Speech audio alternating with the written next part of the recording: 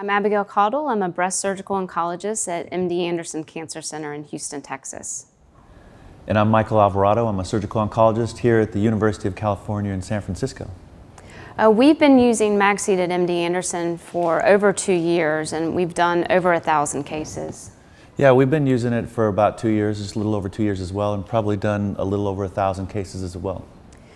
Yeah, so when we first started using magnetic seeds or mag seeds, we wanted to make sure that they were as effective as the radioactive seed. And so in the breast, we had over 100 patients that we placed mag seeds in, and they were all retrieved surgically, and we found that it was easy to place, easy to use, very similar to our experience with radioactive seeds. Right, and at our institution, pretty much the same thing. We kind of went with the first just under 100 cases where we were looking to make sure that the seed was placed in the right place. We were able to retrieve all of those seeds, and then finally kind of following up, looking at re-excision rates, which tend to be about the same, if not a little bit better, compared to the previous wires. So this was our first experience with seed localization.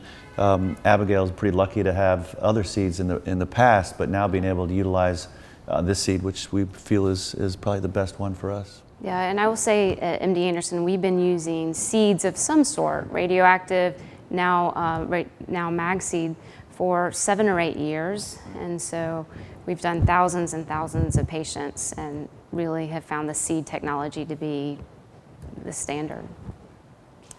I think having the ability to mark those lymph nodes and make sure that we get the lymph node that had cancer out, and so that we can really look at it closely, is really going to be a huge advance for our patients, because we'll spare them some extensive axillary surgery. Yeah, Abigail's team has really pioneered the concept of marking these lymph nodes for those cases that are going to have chemotherapy first, so that we can really isolate the previously positive node. So with their pioneering work in the past, now we're able to use at our institution the magnetic seed to do the same thing. And we really think it's going to be a huge benefit for these patients with regards to doing less surgery in the axilla and avoiding some of that morbidity and some of those issues and problems you have with removing too many lymph nodes. Absolutely, and we've done a recent trial using the mag seed in the lymph nodes with 50 patients, and they were all retrieved. We found it very similar to the radioactive seed. You know, the whole point is that you never want to see the seed, right? You're using the probe to make sure the seed is in the middle of what you've taken out.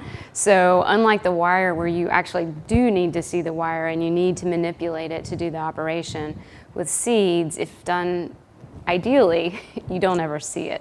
So that doesn't concern me. They're all, whether it's radioactive or mag seed, they have a titanium covering, really hard to cut through. Yeah, completely agree. I think one of the problems with the wire is that as you're trying to track down the wire, if you utilize the cautery, the Bovie cautery that we use, too close to the wire, you can actually cut the wire. And now you potentially lose where that wire is going, and you need to start looking for it in a different manner. So with the seed, for example, you don't have to worry about the Bovie getting too close to it. You don't have to worry about it breaking. Right. It doesn't move, and so it's pretty great. So a lot of patients, when they first come in, they just want the cancer out.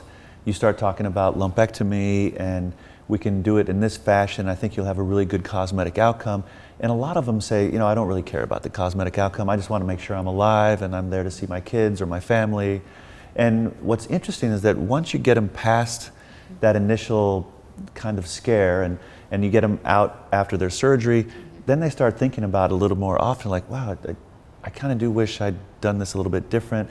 I know you told me I could have had, for example, a breast reduction for symmetry, but I didn't really care at that time, and now I really do care about it. And I think once they get past that initial worry, they really are interested in it, and it becomes a very big part of their quality of life after that.